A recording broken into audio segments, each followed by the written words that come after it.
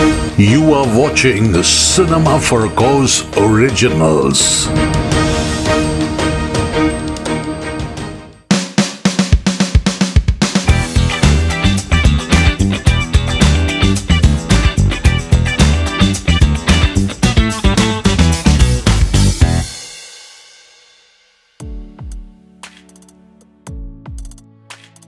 আপনি কি মনে করেন যে র্যাম্পে হাঁটতে গেলে বা মডেলিং করতে গেলে আপনাকে স্লিম ট্রিম এবং রোগা হতে হবে?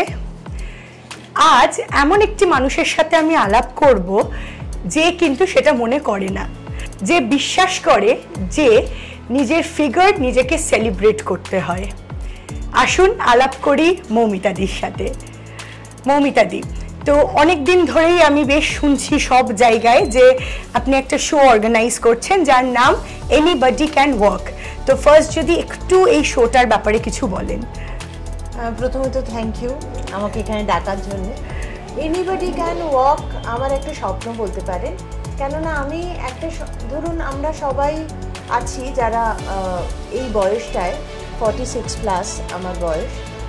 তো আমরা একটা গ্রুপ চালাই যেটার নাম হচ্ছে মেয়েরা।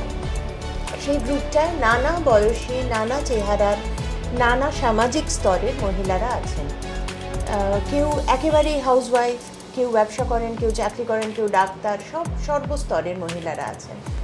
তো আমার মনে হয়েছিল যে আসলে আমরা মেয়েরা তাদেরকে সবসময়ই জাজ করা হয় তারা কালো না ফর্সা, বেটে না লম্বা, মোটা না রোগা, যে কোনো ইভেন মেয়েরা এতটাই এই ট্র্যাকটার মধ্যে পড়ে রয়েছে যে তারা দুজনে একে অপরের সঙ্গে দেখা হলেও প্রথম কথাটা বলি, ওমা তুই কি কালো হয়ে গেছিস, মা তুই এত মোটিয়ে গেলি কি করে।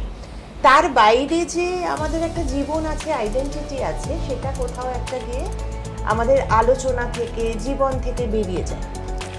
সেইখানে গিয়ে আমার মনে হয়েছিল যে সব বয়সের মহিলারা, সব চেহারার মহিলারা এসে নিজেদেরকে সেলিব্রেট করুক। তখন তৈরি হয় এই এনিবডি ক্যান ওয়াকের কনসেপ্ট, যেখানে সবাই হাঁটতে পারে, সবাই মডেল হতে পারে এবং আনন্দ করে নিজেকে প্রকাশ করতে পারে। এটা সত্যি একটা খুব অন্যরকম জিনিস, মানে যেটা বললে আমি ওটার সাথে একমত যে কারোর সাথে দেখা হওয়া মানেই কোনো ফ্যামিলি ইভেন্টে যাও, কোনো প্রোগ্রামে যাও, আমাদের থেকে যারা সিনিয়র, আমাদের মাসি পিসি প্রথম কথা বলবি মা কি মোটা হয়ে গেছিস, আবার কোনো সময় ডায়েট করে রোগা হয়ে গেলেও বলবে ই মা কি রোগা হয়ে গেছিস।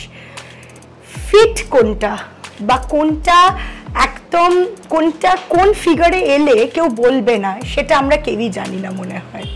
তো এই বিষয়ে তোমার কি বলার? আমার একটাই জিনিস বলার, সেটা হচ্ছে যে আমার অনেকটা জীবন পেরিয়ে গেছে এটা বুঝতে যে নিজের ইচ্ছে বাঁচাটাই সব, এবং ভীষণ জরুরি সুস্থতা। আমি যদি 40-এর আগে এই কথাগুলো ভাবতাম তখন হয়তো আমি বেশি ক্যালসিয়াম সাপ্লিমেন্ট খেতাম, অনেক আগে জিমে যাওয়া শুরু করতাম সুস্থতার জন্যে। এমন নয় যে আমি আজকে দাঁড়িয়ে চাই যে আমি একেবারে তন্নি মডেল হয়ে যাব। চাওয়াটা কোনো অন্যায় নয়, চাওয়াটা কখনোই অন্যায় নয়, কিন্তু আমি সেটা ভেবে নয়। আজ আমি জিমে যাই শুধু নিজেকে সুস্থ রাখার জন্য, আমার হাঁটু দুটো যাতে একটু বেঁচে থাকে সেই জন্য। তা আমার মনে হয় যে সুস্থতার জন্য যা যা করার দরকার, ব্যালেন্স ডায়েট, একটা রেগুলার এক্সারসাইজ, সেগুলো করা উচিত। কারুর চোখে ভালো লাগছে আমাকে না খারাপ লাগছে সেটা অ্যাবসলিউটলি ভুলে যাওয়া উচিত। আমরা সবাই জানি যে মাধুরী দীক্ষিতকে যিনি এত ভালো ভালো নাচ শিখিয়েছেন তিনি কত বেশি ওভারওয়েট ছিলেন, একদম রাইট। কিন্তু তারপরেও তো আমরা এত সুন্দর সুন্দর কোরিওগ্রাফি তার দেখেছি, কখনোই তো তার কাজে বাধা পড়েনি।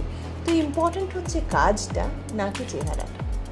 একদম একদম, থ্যাংক ইউ সো মাচ। আমার মনে হয় এটা একটা খুব ইম্পর্টেন্ট জিনিস যে মানুষের চেহারা সব নয়, মানুষের মন, পার্সোনালিটি, এগুলোই মেন জিনিস। এর সাথে আমরা শেষ করছি আমাদের এপিসোড। ততক্ষণ stay tuned, the plus factor, size does not matter.